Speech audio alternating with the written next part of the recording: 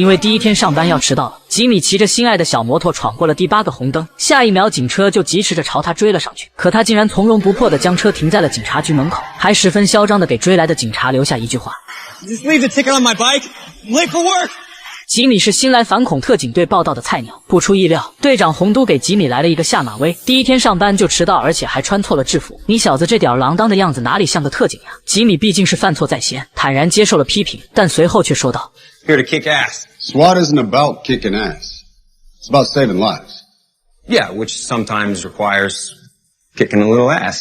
大家都心照不宣，其实这小子说的也不是没有道理嘛。欢迎来到文明城市洛圣都，这部超硬核的警匪美剧《反恐特警组》第1季第1集正式开更。反恐第20小组今天的任务是维护黑人社区的治安，但这可不是一场简单的聚众抗议闹事，因为昨天一名白人特警在追捕军火贩时，误开枪击中了一名无辜的黑人平民，引起了黑人社区的高度不满。带头抗议的是当事人的大表哥，但就当他在台上慷慨陈词的时候，突然一旁有人当场被击毙，现场顿时乱成了一锅粥。接着又有一名警察中枪身亡，很快洪都就锁定了狙击手的大致方位。只见显眼包吉米顶着子弹就冲了上去，好家伙，感情这是拿自己当超人了呀！就连屋顶的狙击手也懵了。但当吉米和组员们陆续赶到屋顶时，枪手已经逃离了现场。当然啦，一顿爱的教育肯定又少不了了。这么急着去死，你是赶着要去投胎吗？此时吉米都快委屈死了。由于刚刚又死了一名白人平民和一名白人警察，而且监控拍到枪手是一名黑人，这下引起了上面的高度重视，将这次袭击定义为种族歧视报复。应对办法无外乎就是打压黑人社区，派人挨家挨户调查。说是调查，其实就是用些手段逼他们交出枪手，顺便打压一下黑人社区。洪都听后当然不乐意了，为此竟然当面顶撞上级，下场就是盘问的事情交给了其他小组，而洪都只能带着组员们做一些鸡毛蒜皮的小事儿。就他这暴脾气绝对忍不了呀，于是洪都打算私下调查，毕竟黑人社区可是他生活的地方，没有哪个警察能比他更熟悉了。第一站来到社区村口的理发店，要知道这里的老娘们那可都是堪比专业的情报人员呀，甭管是倒卖军火还是偷鸡摸狗，就没有他们坐在一起聊不出来的事情，前提是需要洪都出卖一点点色相而已。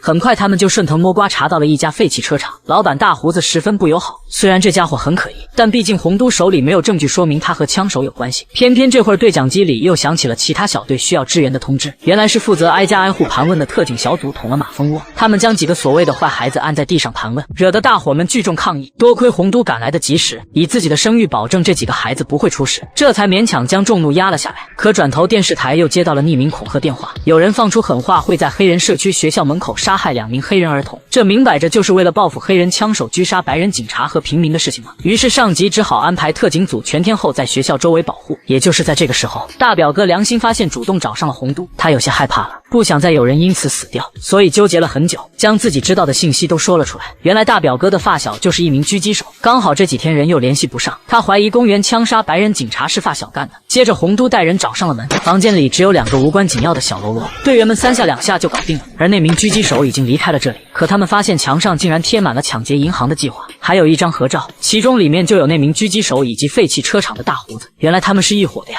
借用黑人小哥遭特警枪击事件，导演了一出公园狙杀白人警察，又恐吓要在黑人社区学校杀害儿童，这都是为了激化矛盾，给他们抢劫银行做铺垫而已。总算搞清楚了来龙去脉，洪都带人找到了那名狙击手的位置，女队员克里斯一枪将他击毙，毫不留情。果然能当特警的都是狠人了。与此同时，那家废弃车厂的大胡子等人也不见了，原来那些人已经开始了抢劫计划。不远处银行触发警报，引来了几名特警，紧接着就被埋伏已久的劫匪一炮轰飞。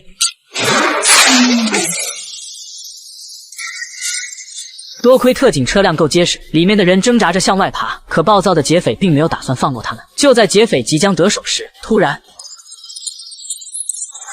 解决掉几名放风的劫匪后，第20小组其他队员们也开车支援了过来，他们要赶着去收拾正在抢劫银行的劫匪。可这该死的耍酷漂移，除了显眼包吉米还能是谁呢？ Why'd we let him drive? 最后3名劫匪已经完成了抢劫，打算跑路。听说过真正的美式劫停吗？吉米老师亲自给老特警们上了一课。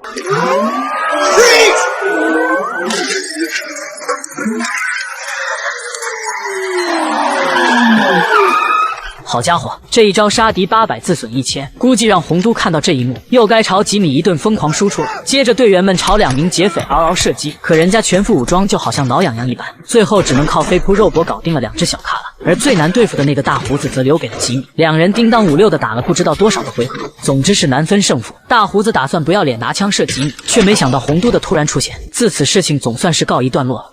I would have had him. 但明天迎接他们的又会是什么疑难杂症呢？关注巨石，明天接着讲。